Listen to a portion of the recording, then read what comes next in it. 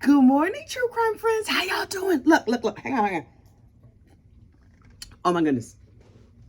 I was thinking to myself, wait, did I change my, I changed the calendar. Today's Tuesday, December 4th. Look, I was thinking to myself, it's not a lot going on. I don't know what I'm going to talk about in true crime. And then, oh my goodness. First of all, I was minding my own business. And I was about to make my bedtime check-in video last night like I usually do. And then I was like, it's not really anything to talk about. Let me just flip through these comments and see if anybody has recommended a story or mentioned something in true crime that I might have missed. And then I saw it. This horrible story that got me off on a tangent last night, and I ranted and raved for 15 minutes, 20 minutes, something like that. Too long, because I was mad. Child, y'all got my pressure up last night. Members, y'all know. If you've seen the video, I apologize for being ever so slightly unhinged, but this woman made me mad. Alissa McCommon. Have y'all heard about this Alissa McCommon? She's a teacher who, she's very Mary Kay Letourneau adjacent. She's pregnant by her teenage student. She need to stay in jail. That's all I'm going to say about that. Because last night I went on, and I might have said some things that, number one, I do not regret. But I could have used more refined language when I was talking about this trollop, because she is trash. But you know, that's why we have a members only space. So I could just rant and rave about stuff and use all my best cuss words. And then I could come out here with my pinkies out and act like I'm a lady. So that's how that goes. Wait, I have a whole list of things I want to talk about. Let me mark that trollop off my list. In other trollop news, silly Sonya, the side chick, that is Ernesto Williams, Shirley Strawberry's husband, her maybe husband. I don't think they really legally married, but you ain't heard that from me. Sonya missing y'all. Now look, she went on Tasha K and she was like, oh, Tasha, blah. Tasha K is one of the biggest gossip bloggers out here in these YouTube streets. She has over 1 million subs just on the strength of gossip alone. I'm doing good to have 5 subscribers to this madness I call a YouTube channel. Excuse me. By the way, please like this video and subscribe to the channel if you feel so moved. I greatly appreciate it. Anyway, Miss Tasha, she's out here doing the most, talking to people, and has 1 million subscribers. So the side chick is like, you know what I'm going to do? I'm going to go on Tasha K and I'm going to tell a whole bunch of lies about this criminal who is my boyfriend, only I'm gonna say he's not my boyfriend. And I wish I would have grabbed the clip, but over there on Phone Calls from Prison, at the end of on Phone Calls from Prison, Ernest Williams and Shirley Strawberry's talking. There is a tape. Child, I'm old. There's a recording where Sonya refers to Ernest as her boyfriend. It's in tape number 12 towards the end. If you feel so inclined to do the research, and by research, I mean just being nosy and going over there on the YouTube, where she talks about the age of the men she's dated. And she said, I never dated a man as old as you. You're the oldest man I dated. Ma'am, how is he just your friend? Or is that the language we're using? You know how women of a certain age won't call a man your boyfriend because he's not a boy and y'all more than friends. She just said, oh, he's my friend. He's my friend. Friend with benefits? Friends who've seen your lady humps? Friends who've done nasty things to your body that he's not supposed to do considering the fact that he's married? I can't. Anyway, she went on Tasha K. Oh, she was running her mouth and she was telling lies. And she's like, they got him locked up in jail, but he's innocent. And here's all the proof that he's innocent. Only the proof that she gave implicated him in a whole bunch of crimes. And now she's missing. Do we need to send out a silver alert? Because you know when the senior citizens go missing, we send out a nice silver alert. So maybe somebody could find her. Maybe she's on a post someplace. I do not know. Look, Ernest might have put out a hit on her, or some of his criminal friends are like, heifer, smack, you messing up the situation. That's how it went in my mind. That's probably not how it went in real life, but that's probably how it needs to go. But silly Sonya, the side chick, is missing. So if you see her, if you strolling past the street corner, you have to see it, just say hey and just send a pelican or something, send an owl a message and just let us know. Oh, I seen her. She up on Hunts Point. She's fine. Hunts Point is the whole stroll in the Bronx, but you ain't heard that from me. Anyway, she missing. So if you see her out in the streets, you know, tell her we looking for her. We want to know, because she has entirely disappeared off the YouTubes. Okay, maybe she'll come back. Maybe she'll pop her head up. You know she's out here looking at everything people are saying about her, and she has to have heard that she has totally messed up this boy's case. And now Shirley is going to be able to get her annulment quick and easy, and Ernest is going to go right on over to jail where he belongs, because he's a Pedialyte, and he's a financial thief, and he's stealing things and there's all kinds of conspiracy and whatever. He's intimately assaulted people and stuff. Child, he's a mess. And he needs to be gone off. He don't need to be out here breathing all this free air we enjoy. All the free air that me and you non-criminals are breathing, take a big old lungful of it. Ooh, I'm enjoying a nice lungful of it right now. He don't need to be breathing this free air because this is just for us. Me and you, the non-criminal types. Hang on for a second, child. I done talk my throat dry. Hang on. Okay, look. Speaking of prison, another ne'er-do-wells, Alex Murdaugh. This Alex Murdaugh case. Now look, Alex is tucked safely away in prison for a minimum of 27 years or 25 years or a whole bunch of years more than 20. Okay, fine. Here's the thing. Fitz News is out with this story that Miss Becky is real suspicious. Miss Becky, the clerk of court down there in Colleton County, that's an elected official. So I guess you have to mind your P's and Q's when you're an elected official so that people don't throw you out. There's a report out from Fitz News that says, based on her suspicious behavior, Alex Murdaugh might get a new trial. And I was like, oh my God. And I was like, wait. Miss Becky has hired an attorney, none other than our favorite Soul Glow lawyer, Mr. Justin Bamberg. Now, it's a whole lot of things I don't know. You know what I do know? Justin Bamberg, he gonna handle the situation. Justin Bamberg is out here regulating. Now, is he also out here doing too much? Oh, is he flipping his hair and saving his puppy from drowning in his pool and shooting guns and smoking cigars and riding four-wheelers? Yes, I watch his channel. Mind your business. Don't worry about what I be watching on Beyonce's internet. But yes, I watch Justin Bamberg's channel, but shh, don't tell nobody. I also watch Fitz News. Don't tell nobody about that either. That's just between me and you. And I'm not fully convinced they have the internet down there in South Carolina. So how they gonna know? So anyway, Justin Bamberg is Miss Becky's attorney. And so I'm reading this story from Fitz News, right? This story put out by none other than professional journalist Jen Woods. And I trust Jen Woods. When Jen Woods says something, I'm like, oh, well, let me lean in. This is an E.F. Hutton moment. I'm going to listen, right? Okay, so I'm listening, and I would listen to the story, and I was like, ooh, help us, Jesus. We're going to need actual Jesus for this one. No, Tina Turner, listen. We pray for intercession on all minor problems Tina Turner can help us with because Jesus is busy. Y'all know Jesus is busy. Look around at the world. You know Jesus is busy. So we talk to Tina Turner. We talk to all the Golden Girls. We talk to whatever deity we need. Tina, girl, I'm going to let you sit back here and just reign in all your glory. Anyway, but in this case, I was thinking we need actual Jesus because child, this looked like a situation. And then I was over on Peter Tragos' channel, the lawyer you know, and I was listening to him break down all of the details. And you know what? People were like, did you see what the lawyer you know said?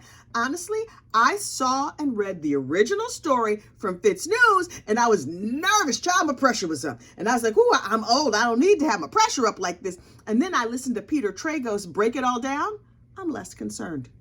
Here's why. Because the story that came out of Fitz News is a lot of, well, if this and if this and if. It's a whole lot of ifs. Y'all ifing me to death on this one. And I'm like, okay, there's a lot of leaps being made and connections being made that may not all the way connect together. Also, we have only heard one side of the story. So I'm like, okay, I'm going to take a wait and see stance. I would like to believe that Miss Becky is totally innocent. What I think probably happened is that Miss Becky was just doing too much. Not doing too much in the way that's illegal, just doing too much in the way that some people were like, wait, I'm not sure about this. Somebody has filed an ethics complaint against Miss Becky. And they were like, she wrote a book and I don't like that she wrote a book. And she did this and she did that. Okay, fine. And they're saying she's using the court resources and she might have stole money and she might have done this thing and she might have done that thing. Okay, so show me some proof and then we can have this conversation. Here's where her son ties into all of this. Miss Becky has a son who works for the county, right? Somebody filed an ethics complaint down there because they was mad that Miss Becky wrote a book. Okay, you can be mad if you want to be mad. Go on, enjoy your mad.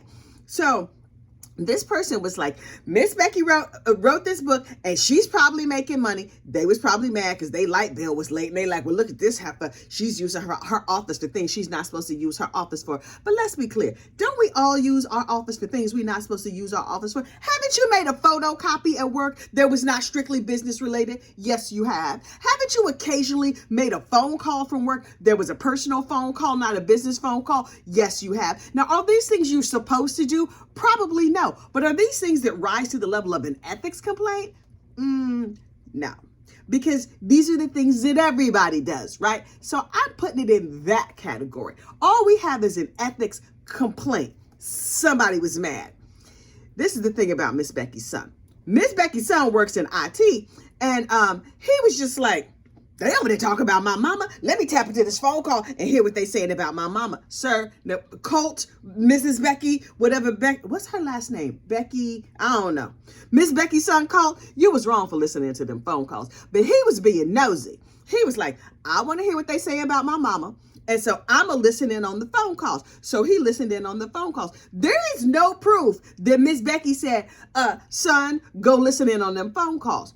We don't know that. We don't even know that she knew he was listening in on the phone calls. Maybe he was just nosy. Now look, because of the job that he held, that particular brand of nosy, that can get you arrested and fired and thrown into jail. And that is exactly what happened to him. He got arrested and fired and thrown into jail. Not exactly in that order, but it makes Miss Becky look shady. We don't know that Becky was at all associated with her son's wrongdoing. Her son is good and grown. He's 30 something. Look, I got kids. I got a lot of kids. Our oldest son is 34. My youngest son is 16. Child, 4 accidental pregnancies. Don't even get me started, because clearly we are reproductively irresponsible, but all them kids, we raise them, everything is fine, right?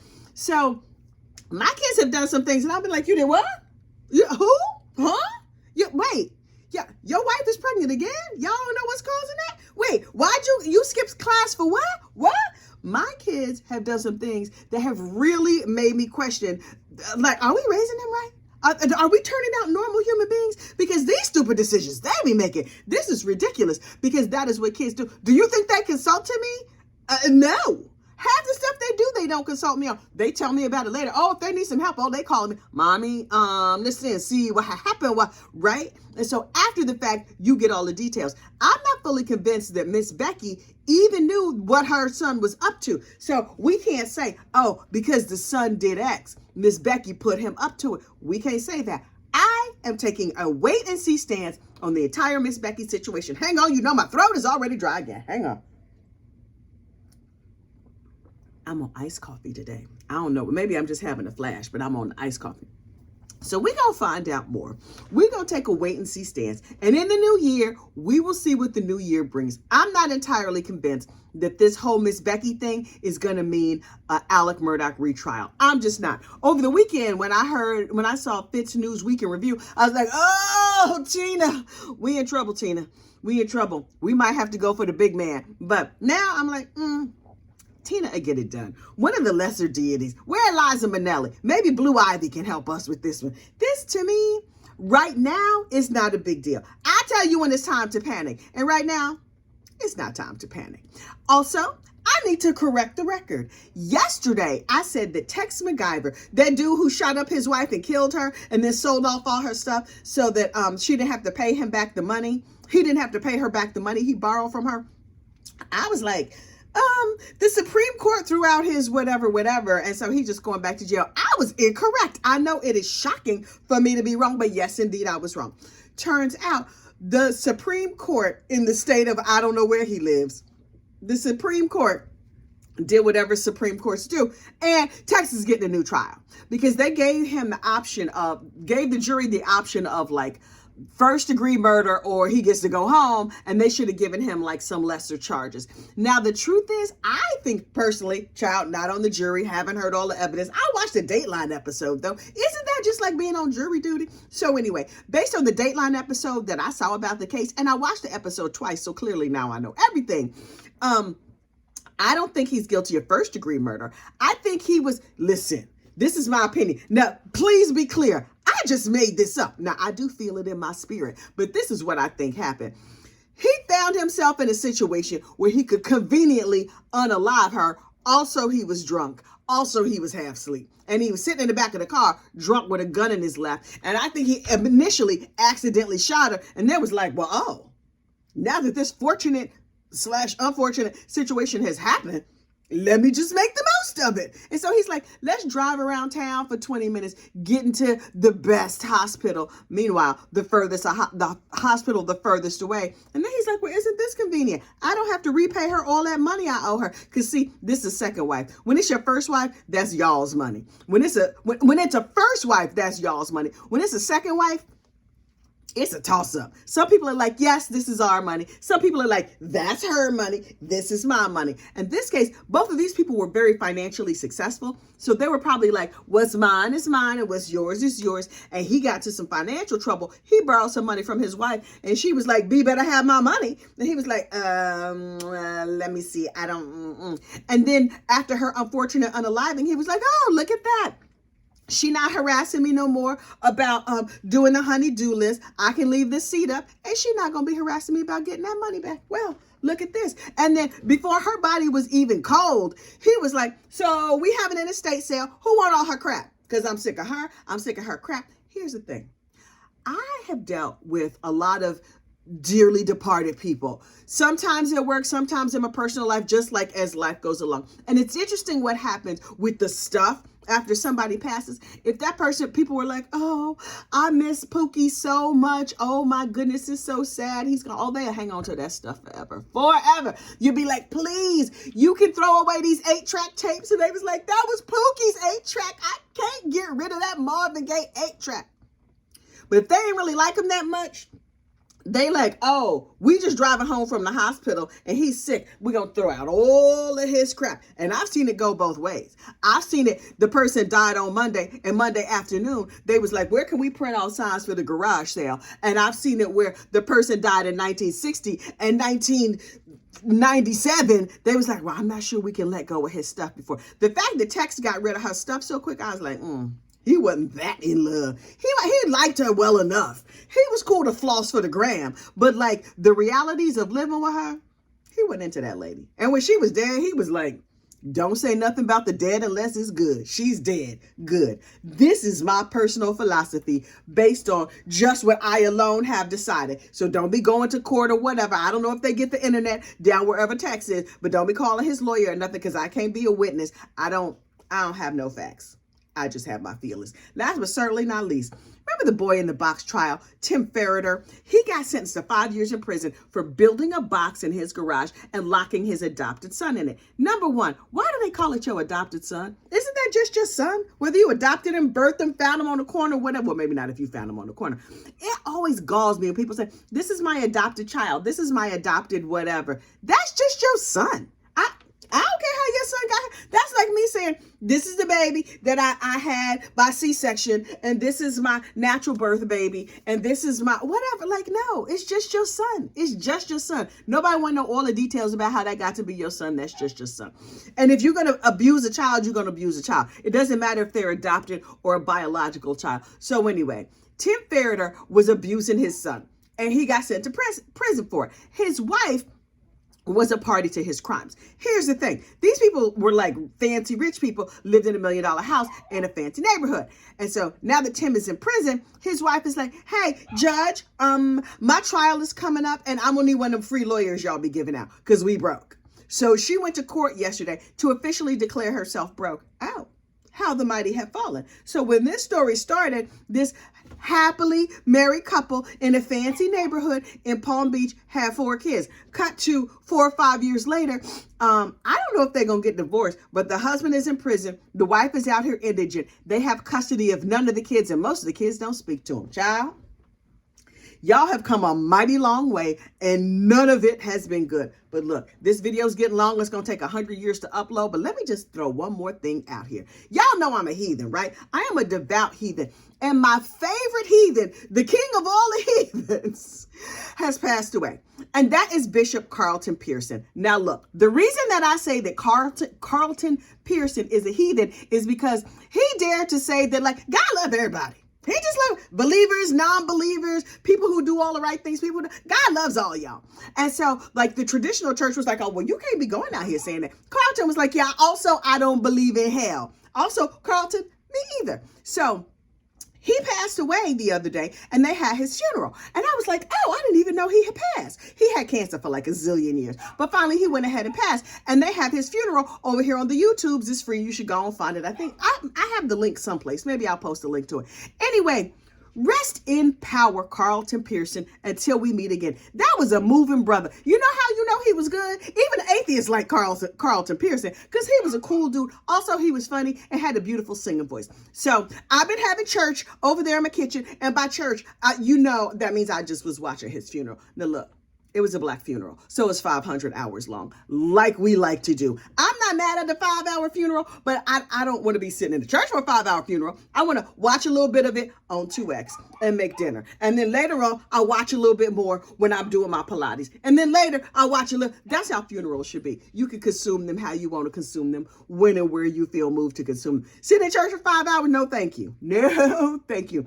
But if you get a chance, check out Carlton Pearson's funeral. It was a beautiful celebration of his life. And from one heathen to another, brother, I will see you soon. All right, good friends.